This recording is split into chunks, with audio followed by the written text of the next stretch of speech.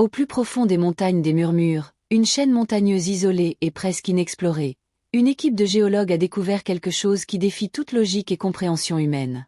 Lors d'une expédition de routine, ils ont détecté une anomalie sismique, une cavité gigantesque, de la taille d'une ville, cachée sous des kilomètres de roches solides.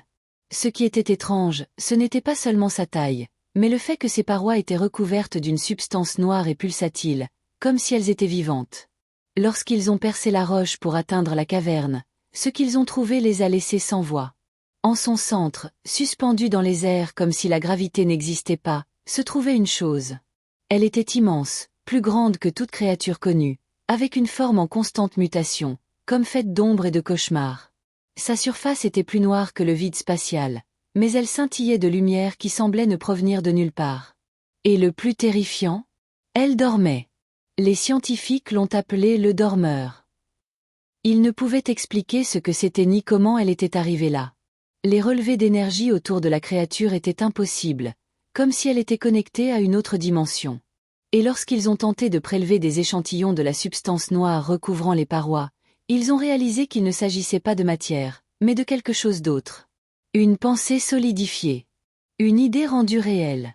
L'histoire commence avec le docteur Samuel Hargrove, un biologiste spécialisé dans les formes de vie extrêmes, appelé pour étudier le dormeur. Au début, il était sceptique, mais lorsqu'il est entré dans la caverne et a vu la créature, son scepticisme s'est transformé en terreur. Il ne pouvait la regarder plus de quelques secondes sans sentir son esprit se défaire.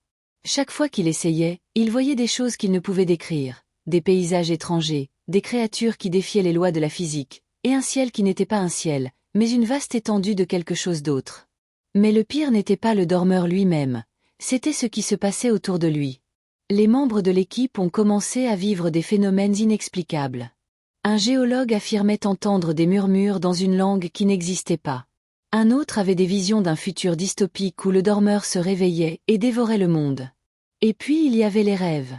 Tout le monde faisait le même cauchemar, un lieu où le ciel était inversé, avec des étoiles noires brillant au-dessus d'une mer d'obscurité infinie, et le dormeur, éveillé, se dirigeant vers eux.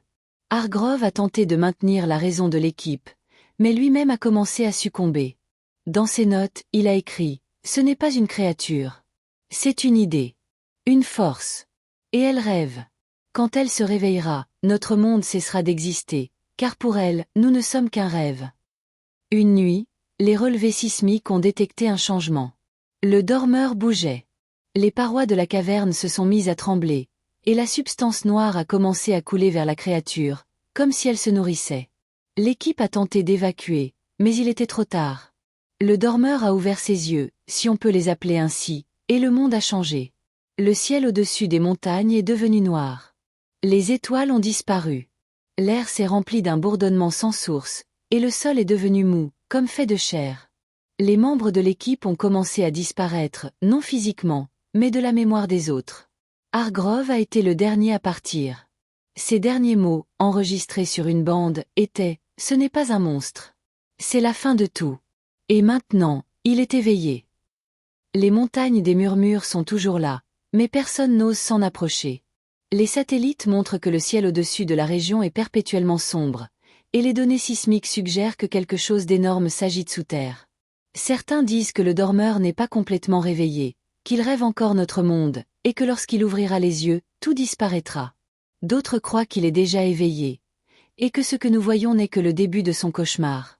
Mais une chose est certaine, le dormeur est là. Et le monde ne sera plus jamais le même.